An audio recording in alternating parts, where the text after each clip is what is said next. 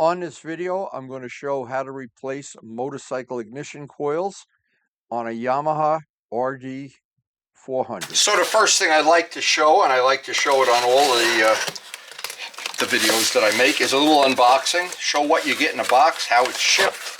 Obviously, there's an invoice. These parts were $75 plus shipping. And John at Economy Cycle, I have bought many things from him. He has always been real cooperative, good with tech stuff. They give you the connectors that you're going to need, brand new wires, and of course the coils. Now the coils, I haven't installed these yet. The original ones are 50 years old. It's time for replacement. And you know when it's time for replacement, when they get hot or after 100 miles of riding they start giving you that inconsistent run. Well, it's a good investment to put these in right now anyway. These are made for a 350, but they fit a 400 with one modification. I'm going to show that modification right now.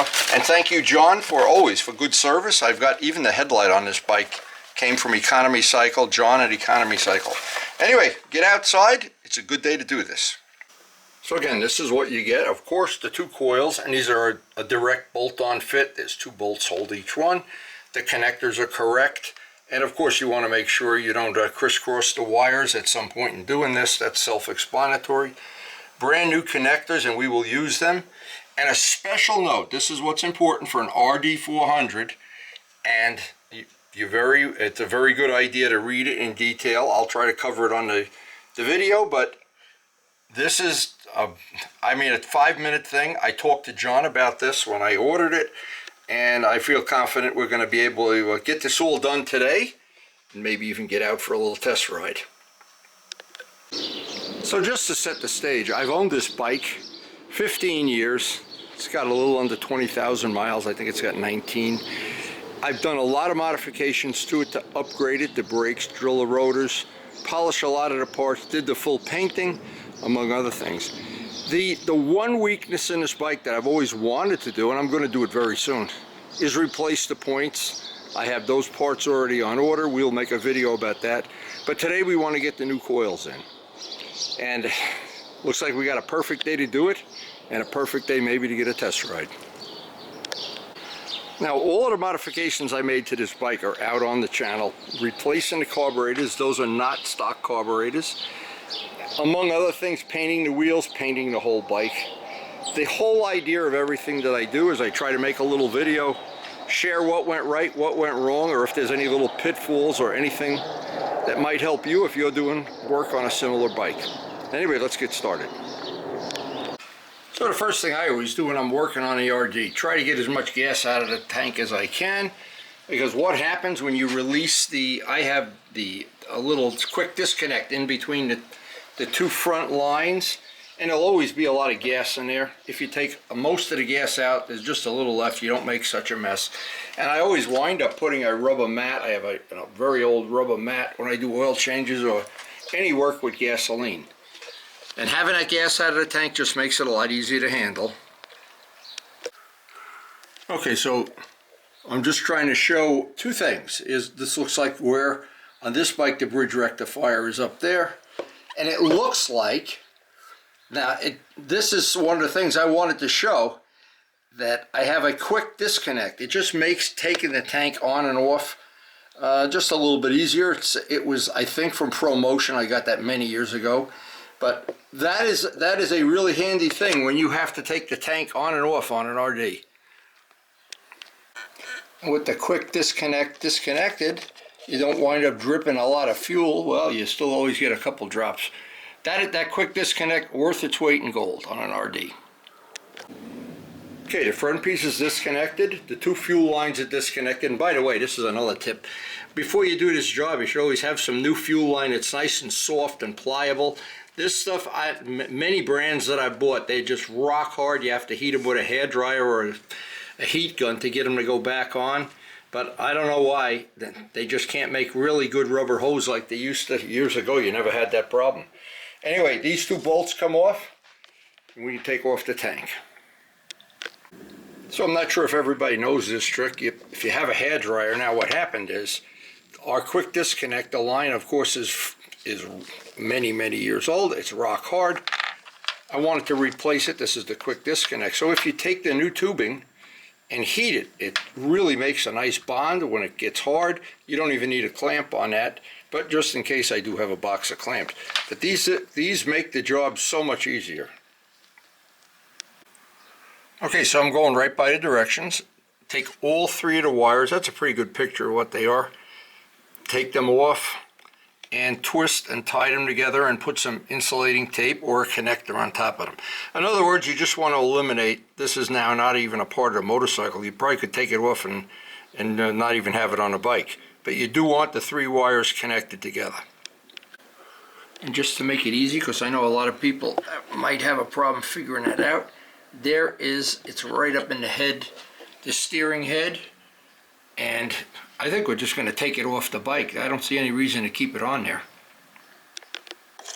Alright, so these 2 bolts take this off, and there's a little bracket that comes off with it. You can take that off too, of course, and that'll be one less thing on a bike, make it about 10 ounces lighter.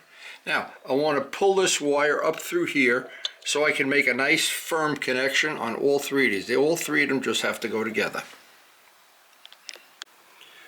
So because I'm old school about a lot of stuff, I'm going to twist these together and solder them just to make sure those connections don't come apart. Sometimes these bikes, they do have a little tiny bit of vibration. Now that may be overkill and maybe it's just fine to tape them together, but these wires, now just keep in mind, these wires are going to be 50 years old very soon. They're getting a little rough around the edges, stiff, and I want to now just insulate that, of course. So that should be a good joint. Now I'll put a little zip tie around that to the frame so it isn't wiggling around, and we'll take off the old coil next. Now once we take the 2 coil wires off, and it's good just to keep that piece of paper to know which goes to red and white, goes to the black, and it's pretty self-explanatory. And again, you don't want to crisscross them up. I do one at a time. Time to take that old coil off, and this is just an on-off thing and 2 wires to plug in.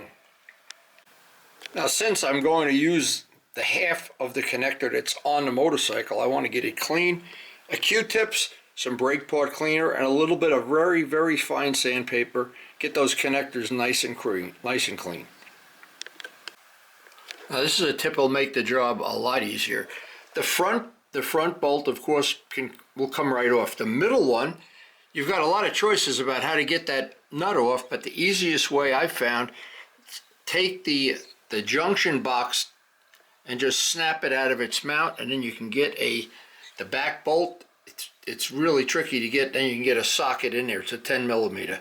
But the front one will come out easy. This one, you've got to have little baby hands, but in the end, you'll get it.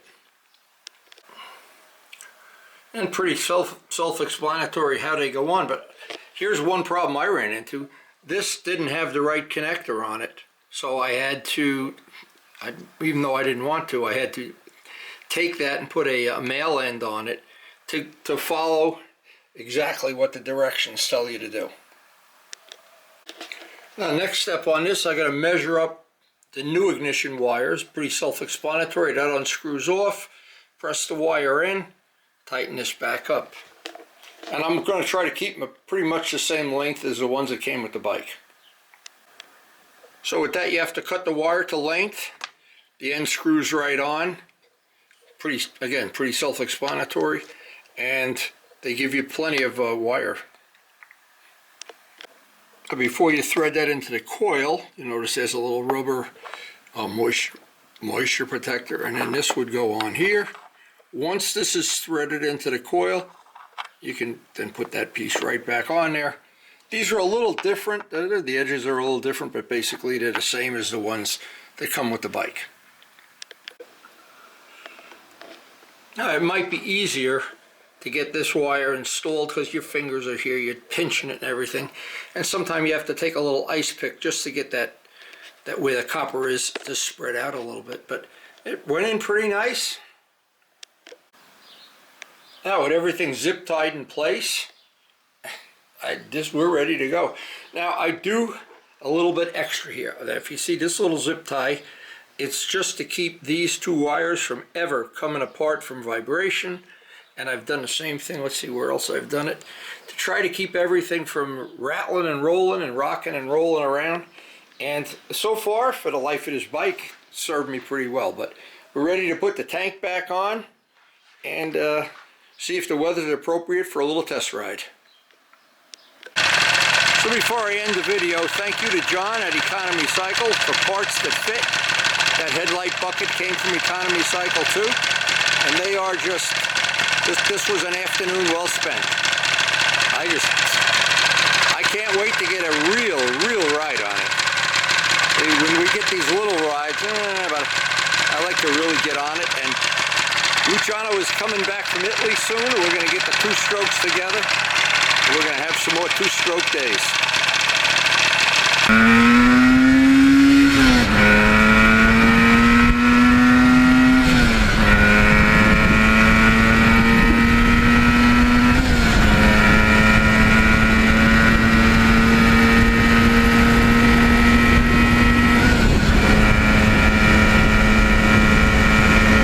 Now, if you're new to our channel, we have a very eclectic channel. One of the new features we have now is some of the videos are grouped into groups that you can access all the videos for one category in one mouse click.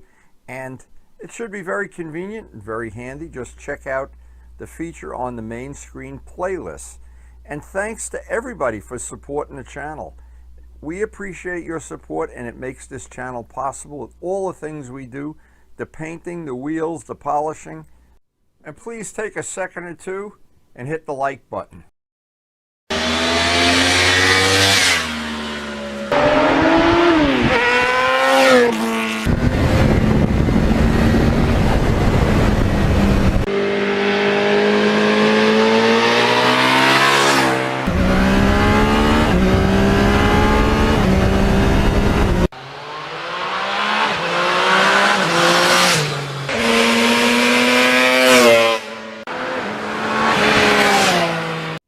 And thanks everyone for watching.